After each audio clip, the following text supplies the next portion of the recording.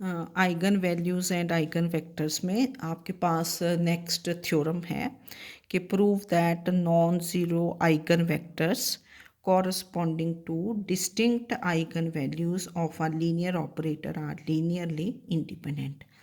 Eigen vectors लेंगे आप, non zero होंगे क्योंकि जब भी आप आइगन वेक्टर्स निकालते हो they are all non zero, और जो आइगन वैल्यूज़ होंगी दे आर ऑल डिफरेंट और लीनियर ऑपरेटर। और हमें प्रूव करना है कि eigen vectors are linearly independent. तो प्रूफ इसका कि let v1 v2 v3 up to vn be non zero eigen vectors of a linear operator t from v to v corresponding to distinct eigenvalues lambda 1 lambda 2 lambda 3 up to lambda n. Distinct means that is they are all different, lambda 1 not equal to lambda 2, so on, not equal to lambda n. So therefore t of v1 is lambda 1 v1 by definition of eigenvalue. Lambda 1 is an eigenvalue of t corresponding to eigenvector v1. T of v2 is lambda 2 v2, so on. T of vn is lambda n vn. इसको हमने 1 कर दिया. Now we have to prove कि eigen vectors are linearly independent. Vectors v1 v2 vn are linearly independent vectors. तो इसका proof करेंगे by induction. Induction में 3 steps होते हैं. फर्स्ट के लेट n इज़ 1. तो जब n 1 है तो आपके पास एक ही आइगन वेक्टर होगा.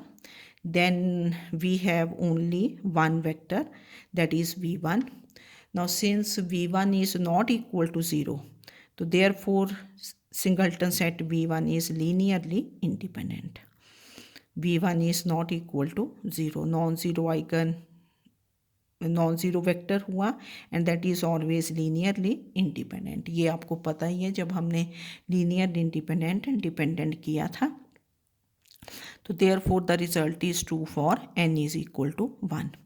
अब करेंगे कि suppose the result is true for n minus 1 vectors, मतलब एक लेस ना, कि दैट इसको प्रूव नहीं करेंगे, हमने सपोज कर लिया कि suppose the result is true for n minus 1 vectors, that is the vectors v1 v2 v3 up to vn minus 1 are linearly independent. कि n minus 1 vectors are linearly independent. To prove is n vectors are linearly independent. v1 v2 v3 up to vn are linearly independent. तो ये linear independent prove करने के लिए क्या consider करोगे? Consider alpha 1 v1 plus alpha 2 v2 plus alpha 3 v3 plus so on plus alpha n vn equal to 0. क्योंकि linear independent के लिए आप कंसीडर कर लेते हैं लीनियर कॉम्बिनेशन और प्रूव करेंगे कि alpha 1 alpha 2 alpha n they are all zero, they the scalars are zero. तो this implies T of, T ले लिया, T of alpha 1 v1 plus alpha 2 v2 plus so on plus alpha n vn, this is T of 0. अब T क्या है आपके पास? T is linear operator. तो linear operator आपने ऑपरेट कर दिया. ये थ्योरम होती है ये कि स्केलर्स वी टेक आउटसाइड. तो this is alpha 1 T of v1 plus alpha 2 T of v2 plus so on plus alpha n T of vn. And what is T of 0? This is 0 because T is a linear operator. Operator लिख लेना यहाँ. तो what is T of v1? This is lambda 1 v1 plus alpha 2 lambda 2 v2, t of v2 is lambda 2 v2 plus so on plus alpha n lambda n vn, t of vn is, तो this is using 1. तो this can be written as, इसको आपने multiply करके लिख दिया कि alpha 1 lambda 1 v1 plus so on plus alpha n lambda n vn. इससे मैंने प्रोसीडिंग टर्म भी लिख दी यहाँ. इससे प्रोसीडिंग टर्म कैसी आएगी? Alpha n minus 1 lambda n minus 1 v n minus 1, क्योंकि अल्फ़ा 1 लेमडा 1 v1 है ना, 1 1 1 है. तो अब आपको प्रूव करना है कि the vectors are linearly independent v1 v2 v3 vn. अब इसमें थोड़ा सा देखना है आपने, ये जहाँ कंसीडर किया था ना कि consider alpha 1 v1 plus alpha 2 v2 plus alpha n vn. तो ये जो 2 है इसको हमने लैम्डा n से मल्टीप्लाई कर देना. Multiply by lambda n. Lambda n से मल्टीप्लाई करोगे तो फिर उनको सब्ट्रैक्ट करेंगे तो ये और ये टर्म कैंसिल हो जाएगी, alpha n v n lambda n, है ना। तो ये जो सेकेंड इक्वेशन है इसको किससे मल्टीप्लाई कर दोगे, लेमडा एन से। तो this becomes alpha one lambda n v one, alpha one lambda n v one plus alpha two lambda n v two plus alpha three lambda n v three plus so on plus alpha n lambda n v n equal to zero.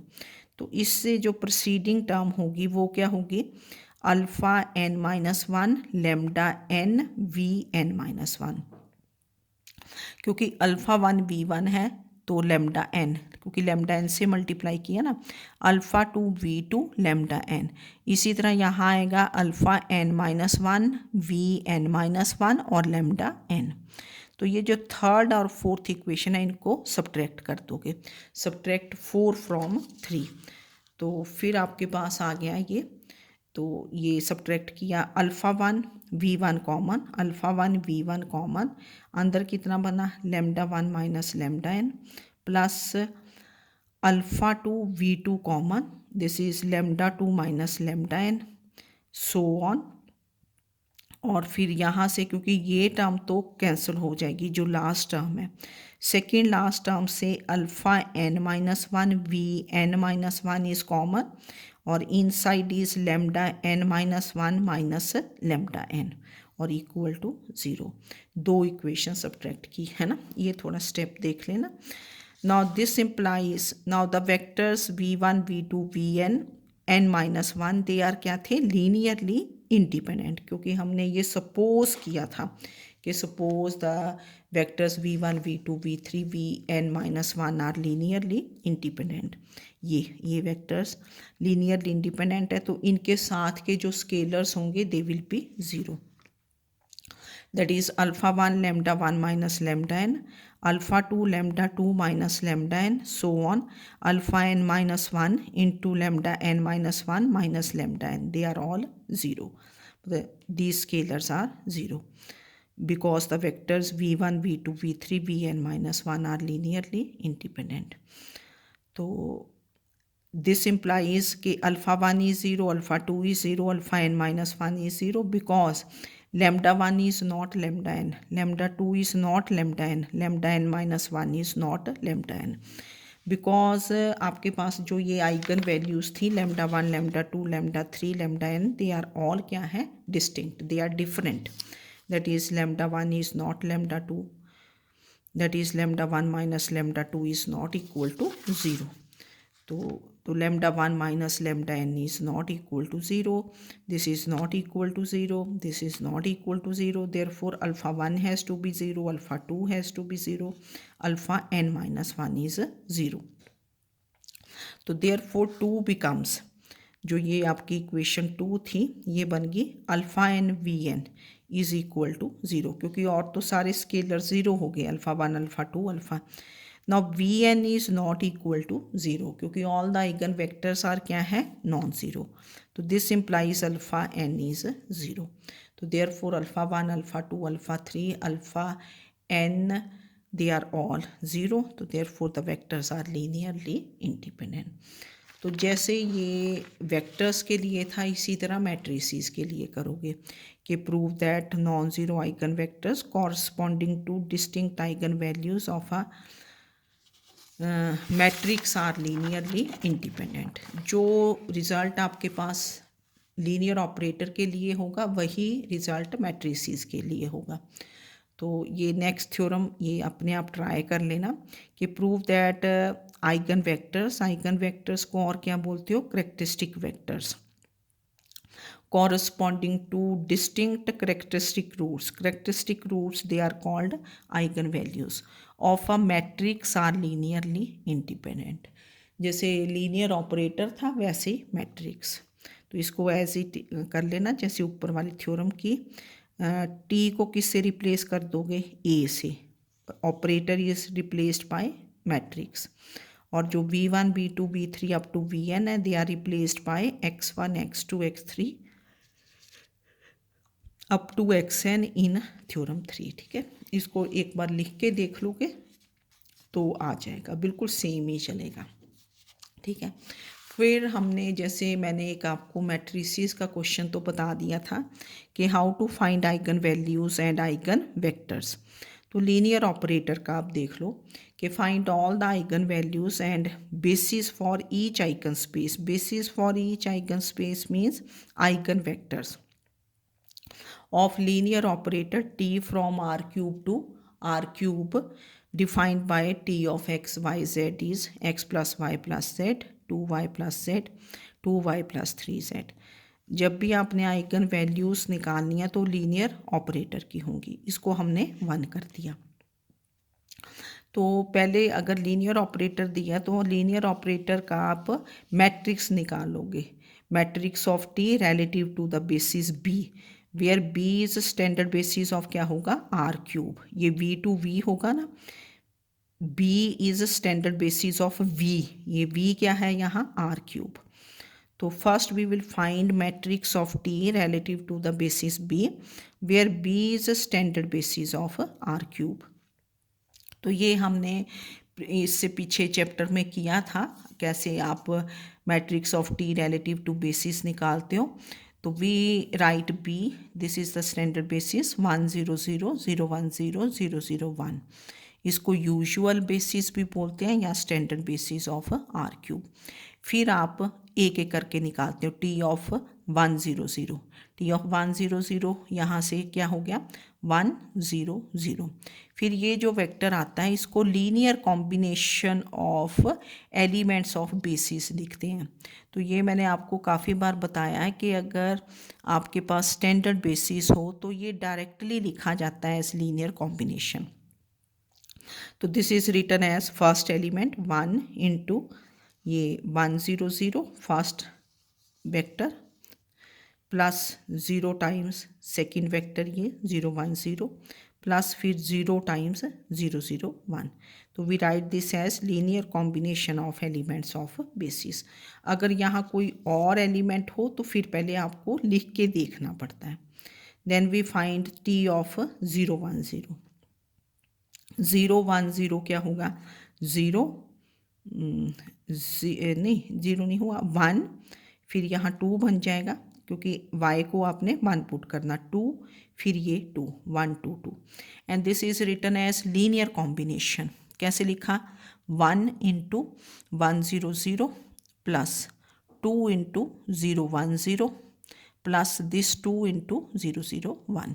मतलब अगर standard basis हो तो directly लिख देना बस आपने 1 into 1 0 करके भी देख लेते हैं। ये 1 बन गया plus 2 then plus 2। Then similarly T of 0 0 1। तो दिस इज़ 1 1 और ये क्या बन गया 3 क्योंकि z को आपने 1 पुट करना 1 1 and 3 and 1 1 3। This is written as 1 into 1 0 0 plus 1 into 0 1 0 plus 3 into 0 0 1। तो therefore matrix of T लिखते थे ना हम, matrix of T relative to basis B. ये जो यहाँ एलिमेंट्स होते हैं, ये जो scalars 1 0 0, second row 1 2 2, third row 1 1 3 और इसका ट्रांसपोज लेते थे, transpose of the coefficient matrix है ना, कोफिशिएंट्स जो हैं। तो जब आप इसका ट्रांसपोज लेंगे first column becomes first row. तो दिस इज़ 1 1 1 0 2 1 है ना 0 2 3। तो ये मैट्रिक्स ए बन गया। अगर आपको पिछला चैप्टर पता है, रिवाइज किया है, फिर ये मुश्किल नहीं होगा। तो जब आपके पास लीनियर ऑपरेटर होगा first you will find matrix of T relative to the basis B और उसको हमने ए से डिनोट कर देना। तो अब फिर वैसे ही चलेंगे। Then eigen values of T that is linear operator T, they are given by determinant of lambda A minus A equal to 0 where A क्या है, this is the matrix of T relative to the basis B where A is matrix of T relative. तो lambda determinant of lambda A minus A, तो क्या बनेगा lambda minus 1 minus 1 minus 1 0 lambda minus 2 minus 1 0 minus 2 lambda minus 3 and equal to 0। Expand by C1, क्योंकि C1 में क्या है, zeros आ गई ना, 2 ज़ीरोज़, तो ये तो एक ही बार में हो जाएगा, एक्सपैंड बाय C1। तो lambda minus 1 into first column first row delete, तो ये डिटर्मिनेंट बन गया। फिर जब करोगे ना 0 इंटू, तो वो 0 ही हो गया, फिर 0 इंटू 0 ही हो जाएगा। तो ये बन गया lambda minus 1 into lambda minus 2 into lambda minus 3 और माइनस 2 इक्वल टू 0। तो this is lambda minus 1 into, ये मल्टीप्लाई कर दिया आपने, this becomes lambda square minus 5 lambda और प्लस 4 इक्वल टू 0। इसके फैक्टर्स क्या बनाए, lambda minus 1 into lambda minus 4 equal to 0। तो what are the eigen values, 1 1 and 4। 1 repeat की है ना, 2 बार आ गया ना 1, तो eigen values of the linear operator are 1 1 and 4। Now we'll find eigen vector corresponding to the eigen values। तो एक एक करके चलते हैं। तो first we find eigen vector corresponding to lambda equal to 1 1, क्योंकि एक ही आए, इसके कॉरस्पॉन्डिंग 2 भी आ सकते हैं, एक भी आ सकता है, ठीक है। तो put lambda is 1 in this matrix lambda I minus A into x equal to 0। Matrix में पुट करना, क्योंकि आइगन वेक्टर निकालना है ना। तो ये आपके पास देखो था ना, ये लैम्डा आई माइनस ए, ये डिटर्मिनेंट निकालना होता है, तो मैट्रिक्स भी मैट्रिक्स लिख देंगे। इसमें लैम्डा को 1 पुट करोगे तो फर्स्ट रो क्या बनी, 0 minus 1 minus 1, 0 minus 1 minus 1, 0 minus 2 minus 2, ठीक है ना। तो put lambda is equal to 1 in this matrix lambda I minus A into x equal to 0। तो वो पीछे निकाला हुआ था, फिर इसको मल्टीप्लाई किया, फर्स्ट रो फर्स्ट कॉलम, तो कितना बड़ा, माइनस वाई माइनस जेड। फिर सेकंड रो की entry, second row first column minus y minus z, third row first column minus 2 y minus 2 z equal to 0 matrix. तो ये सारी entries एक ही जैसी हैं, minus y minus z, minus y minus z, minus y minus z, that is y is minus z, और x can take any non zero value, ठीक है। तो therefore eigen vector x which is x y z, x कितना आया था, x is x ही रहा, y is minus Z, z is z। तो x की कोई भी नॉन ज़ीरो वैल्यू पुट कर दोगे विच इज़ 1, z को चलो मैंने -1 पुट कर दिया, आप 1 भी पुट कर सकते हो, z को 1 पुट किया तो ये आ जाएगा -1 एंड 1, ठीक है। तो therefore 1 1 and -1, this is the eigen vector corresponding to eigen values 1 1 1 1। दो आइगन वैल्यूज रिपीट हो रही थी, इनके कॉरस्पॉन्डिंग एक ही आइगन वेक्टर आया, दो भी आ सकते हैं, ठीक है ना, पर इस केस में एक ही आया, y इज़ माइनस जेड था और x can take any non zero value देते हैं इसमें फिर ना। फिर eigen vector corresponding to lambda is 4। अब क्या करोगे, put lambda is 4 in this matrix lambda I minus A into x equal to 0।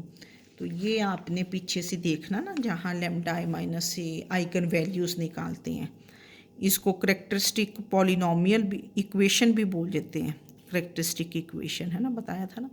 तो लैम्डा को 4 पुट किया, 3 -1 -1, 0 2 -1 0 -2 1, ठीक है, ये बन गया into x y z equal to 0। First row first column 3x minus y minus z, फिर 2y minus z minus 2y plus z equal to 0। First entry 0, second entry 0, third entry 0, third और second same ही देगा ना, z is 2y, z is 2y। तो z को 2y put किया इसमें, 3x minus 3y is 0, that is x is equal to y, यहाँ से आ गया, यहाँ से z इज़ 2y आ गया, यहाँ से x इज़ y। तो therefore eigen vector x is क्या था, एक्स वाई जेड, जैसे हमने पीछे भी किया था ना कि find the basis for the solution space, ऐसे ही तो करते थे वहाँ भी। एक्स कितना बना, वाई, वाई रिमेन्स वाई, और जेड कितना आया, 2y। तो y बाहर ले लिया, अंदर कितना बन गया, 1 1 2। तो 1 1 2 this is the eigen vector corresponding to the eigen value lambda is 4। तो ये था, अगर लीनियर ऑपरेटर हो तो first you find the matrix A corresponding to the. तो ये क्वेश्चन कर लेना ना, कई बार पूछ लिए जाते हैं, इजी तो हैं कितने, सारा तो पिछला किया हुआ। ठीक है, ओके, थैंक यू।